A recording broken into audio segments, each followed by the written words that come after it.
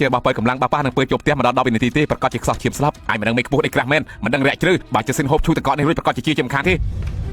ណែហូបទៅនេះឈប់ណែមើលចុះអាយ៉ាចេះសិនដឹកខ្លួនឡើងវិញហើយតើមនុស្សសម្រាប់ឯងនេះឯងបើកភ្នែកមើលច្បាស់ទៅឃើញទេសមជាឈូកតកធានសាន100ឆ្នាំមែនប្រសិទ្ធភាពល្អពេកហើយលោកនេះសមជាអ្នកស្នងគ្រួសារលីពិតមែនគឺល្អជាងអាម្នាក់នេះមិនដឹងជាមកពីណាទេបែរជានិយាយផ្ដេសផ្ដាស់ថាជំងឺរបស់អ្នកនាងមិនអាចជាបាន10 9ឯងមានន័យថាម៉េចណែឥឡូវនេះគេដឹកខ្លួនហើយឯងមិនឃើញទេពួកឯងបែរគេបាក់ជើងឲ្យបោះគេឲ្យឆ្កែស៊ីភ្លាមទៅ3 2 1ចេះស៊ីនឯងយ៉ាងម៉េចហើយចេះស៊ីនលីអូឯងធ្វើឲ្យកូនស្រីរបស់យើងស្លាប់អ្នកលោកអំជានេះអត់ពាក់ព័ន្ធជាមួយនឹងខ្ញុំទេគឺឥឡូវនេះធ្វើបាបខ្ញុំអត់ពាក់ព័ន្ធជាមួយខ្ញុំទេនេះពិតជាអំពើចូលផ្ទះមែនហើយក៏ប៉ុន្តែគ្មានដើមឈើអ្វីទេលីហ្វុយតើឯងមានវិធីទេអំជាតើលោកអំពិតជាជឿឥឡូវនេះពិតមែនដែរទេ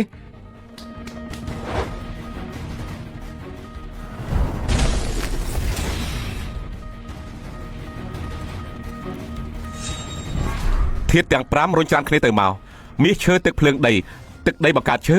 មិនដែរនេះមិនធម្មតាទេខំមកកប់ពូជនៅក្នុងថូផ្កាជួយដល់ទឹកស្អាតគឺប្រើអំពើចូលផ្ទះព្យាបាទកូនស្រីរបស់លោកពិតជាអំពើចូលផ្ទះពិតមែនលាក់បាំងចិត្តបានល្អយ៉ាងនេះសូម្បីគ្រូហុងស៊ុយដូចជាយើងក៏មើលមិនដឹងដែរចិត្តគំនិតរបស់គេពិតជាពឹសពុលណាស់ចំហាយពីគិតចូលដល់ឆ្អឹងសក់គ្រោះលែងបានហើយនៅក្នុងហាយនេះមានគេហៀបព្យាបាទកូនស្រីរបស់យើងហ៎បើសិនជាយើងដឹងយើងច្បាស់ជាមិនលើកលែងឲ្យវាទេលោកអ៊ំមិនចាំបាច់ខឹងទេការពិតគឺមានវិធីតើឯងមានវិធីដោះហ៎គឺងាយស្រួលទេគ្រាន់តែយើងលុតជង្គង់វឯងចុះជួយកូនស្រីយើងផងយើងសូមវ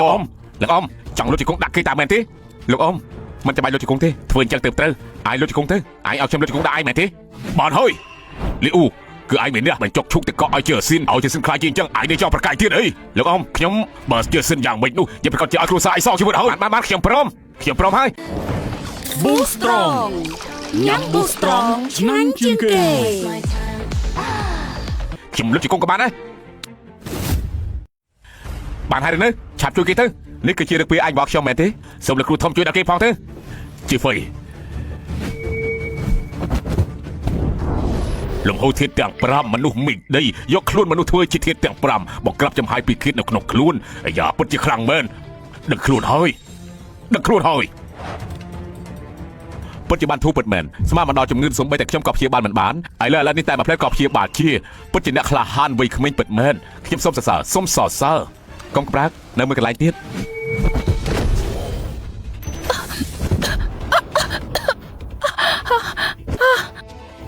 ឈឺណាស់គេគឺជាជីហ្វៃណាលោកគ្រូធំដែលបានជួយជីវិតឯងជីហ្វៃកូនជួយជីវិតខ្ញុំមិនភ្លេចទេមានតែជប់ខ្លួនប្រាំសងហើយនៅនេះទី2ខ្ញុំដៃពីជាមួយនៅនេះធំហើយកាប៉ិនលោកជាគូតដឹងបងស្រីខ្ញុំទេបានជាលោកដាច់ពីជាមួយបងស្រីខ្ញុំទៅហើយលែងមានឧបសគ្គឲ្យយើងភ្ជាប់ពាក្យទៅពីអ្នកយើងទៅមិនរួចទេបាទទៅមិនរួចមួយសប្តាហ៍លោកមករកខ្ញុំ2 3ថ្ងៃមកខ្ញុំធានាថាខ្ញុំមិនប្រាប់អ្នកណាពីតំណែងពួកយើងទេណាពួកយើងទើបជួបគ្នាជាលើកដំបូងតាមមែនទេខ្ញុំឃើញលោកព្រាមស្រឡាញ់ផ្លែតជីហ្វាយ៉ាលោកយល់ព្រមទៅស្រីដូចជានាងខួរក្បាលយ៉ាងម៉េចហ្នឹងជីហ្វាយ៉ាជាងជាស៊ីននាងបែរជាស្រឡាញ់អារហាមនេះមែនទេកុំតែបាត់ខ្ញុំយកឈូសទៅកោឲ្យនាងទេនាងស្លាប់យូរណាស់បាត់ទៅហើយជីហ្វៃតាមមែនទេឯងហ៊ានទៅដាំស្រីជាមួយយើងទេតែមួយផ្លែទេនឹងធ្វើឲ្យឯងគ្មានផ្លេរស់នៅក្នុងហាយនេះជាមិនខានទេយើងទេតែមួយផ្លែនឹងធ្វើឲ្យឯងគ្មានផ្លេរស់នៅក្នុងហាយនេះជាមិនខានទេហ្នឹងនៅក្នុងហាយទាំងមូលគ្មាននរណាហ៊ានធ្វើអ្វីដាក់យើងទេឯងជឿថាយើងទេតែមួយផ្លែនឹងធ្វើឲ្យឯងលុតជង្គង់សំទោសយើងនៅទីនេះដែរឬទេស្ដាប់សម្ដីរបស់ឯងដូចជាឯងធ្វើមិនដាក់យើងណែលោកអ៊ំចឹងខ្ញុំលុតជង្គង់មិញហ្នឹងគឺដើម្បីជើស៊ីនទេដឹងថាជើស៊ីនវាស្លាប់សោះអីគ្រូសាចាំងធ្វើដាក់ខ្ញុំចឹងអីកុំភ្លេចសោះលោកអ៊ំចឹងគ្រូសាលីខ្ញុំក៏ជាកម្ពុជាអភិជននៅក្នុងហាយដែរ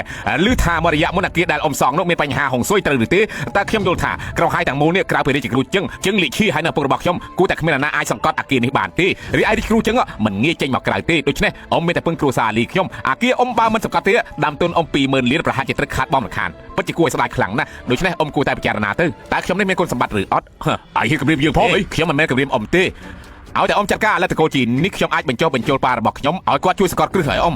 ទ្រព្យសម្បត្តិ20000លានប៉ាមានបងជីហ្វៃគឺបានហើយមិនបាច់គ្រួសារលីទេជីហ្វៃសង្កត់អាគារតែប៉ុណ្ណោះอย่าរឿងតូចតាចទេពិតជាសម្ដីថ្លោខ្លាំងណាស់ណោះក្រុងហាយទាំងមូលក្រៅពីរាជគ្រូជើងណាពលរបស់ខ្ញុំមិនទាន់មាននរណាហ៊ាននិយាយបែបហ្នឹងជើងលេខឈីទៀតហើយហ៎បើឯងមិនទុកគេក្នុងភ្នែកផងកុំ